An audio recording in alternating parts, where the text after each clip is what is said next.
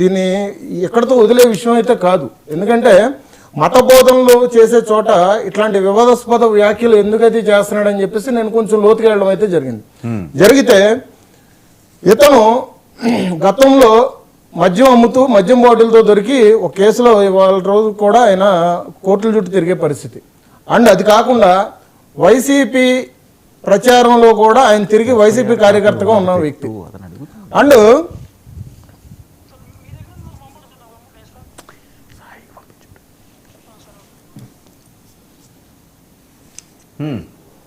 And ఇవాళ మరి ఎందుకంటే వైసీపీ అని తేటతెల్లం అయిపోయిన తర్వాత పక్క నాకు ఈ వ్యవస్థ ప్రకారంగా అర్థమైపోయింది. నేను అక్కడ ఎస్ఐ గారితో కూడా నేను ఫోన్ చేసి మాట్లాడితే ఎస్ఐ గారు ఇప్పటి వరకు నాకు ఎఫ్ఐఆర్ కాపీ పంపించలేదు, నేను డ్రంక్ అండ్ డ్రైవ్ కేసులు పట్టుకునే విషయం మీద నేను బయట ఉన్నానండి, నేను పోలీస్ స్టేషన్కి వెళ్ళగానే పంపిస్తాను అని అన్నా.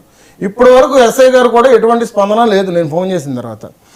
తద్వారా నేను అక్కడ లోకల్గా ఉన్న జన సైనికులను పంపించుకొని నేను ఆ ఎఫ్ఐఆర్ కాపీ పోలీస్ స్టేషన్ నుంచి తీసుకురావడం అయితే జరిగింది. ఇది అక్కడ జరిగింది. ఇది ఎందుకంటే ఈ వైసీపీ నాయకులకు సంబంధించిన వ్యక్తులు కానీ ఆ వైసీపీకి మద్దతుదారులో ఉన్నటువంటి 20 మంది పాస్టర్లు కానీ ఇవాళ ఆయన్ని తీసుకొచ్చే ఇది అయితే చేశారు.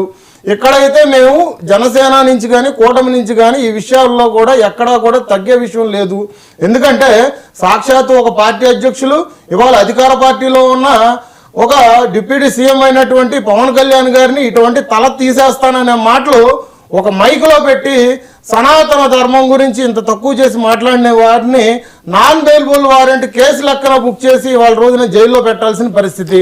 అంటే ఇంత రాజకీయ అండదండలు పెట్టుకుని ఇప్పుడు మీరు అధికారంలో ఉన్నారు, ప్రభుత్వం మీది, సో మీకు ఈ రకంగా 7 సంవత్సరాలు లోపేసారు లేకపోతే ఈ సెక్షన్లు పెట్టాలి, ఇదేంటి ఈ అడగడం ఏంటి? ఎవరో ఉంటే డిమాండ్ చేయాలి. కానీ ఇక్కడ ప్రధానంగా ఏం జరుగుతుందంటే సార్, ఇంతకుముందు బొమ్మన కరుణాకర్ రెడ్డి గారు మీ ప్రభుత్వం పడిపోయినా కానీ మాకు సంబంధించిన వ్యక్తులు 10,000 మంది ఉన్నారన్నారు. అంటే అటువంటి వ్యవస్థ ఇటు పక్కనే పునరావృతం అవుతుందేమో కూటమిలో. ఇప్పుడు మీ అనుమానం ఏంటి? నేను ఈ విధంగా చూస్తున్నా సార్. మీ అనుమానం ఏంటి? మా అనుమానం ఏంటంటే ఆ మనిషికి ఇవాళ కూడా కొమ్ము కాస్తున్నారని చెప్పేసి చెప్తారు తప్పు చేసిన వ్యక్తిని. అటు పోలీసు వ్యవస్థ కానీ ఇటు పక్కన రాజకీయ అండదండలతో పాస్టర్లు కానీ ఇవాళ అటువంటి మాటలు మాట్లాడి వాళ్ళ రోజున దర్జాగా తిరుగుతున్నాడు మనిషి ఊర్లో. అటువంటి మాటలు మాట్లాడిన వ్యక్తిని శిక్ష పడినవ్వకుండా అంతా రోడ్డు మీద స్వేచ్ఛగా వదిలేశారంటే ఎటువంటి వ్యవస్థ మరి అర్థం చేసుకోవాలి కదండి. పోలీసు వ్యవస్థ ఏ విధంగా పనిచేస్తుంది అనేది.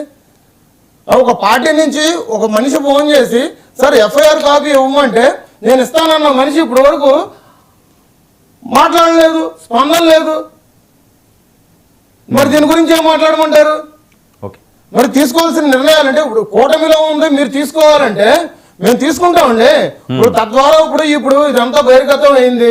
తద్వారా మేము తీసుకునే నిర్ణయాలు ఎట్లాగంటే 192, 196 ఏ విధంగా పెట్టారని చెప్పేసి మేము గట్టిగా మాట్లాడడానికి ఉంటుంది. ఇప్పుడు నాన్ బెయిలబుల్ వారెంట్ కేసు ఆయన మీద బుక్ చేయాలని చెప్పేసి మేము ప్రెషర్ తీసుకొస్తాం.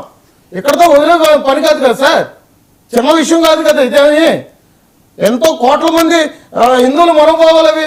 సనాతన ధర్మం గురించి మాట్లాడితే తల్లిని చెల్లిని అమ్మేసినట్టు అని చెప్పేసి మాట్లాడితే తల్లిని చెల్లిని ఇంటిలో నుంచి గంటేసినట్టు అని చెప్పేసి మాట్లాడితే ఇట్లాంటి వివరణ ఇచ్చుకోవాలంటే అంటే ఒక మతం ప్రకారంగా ఉండి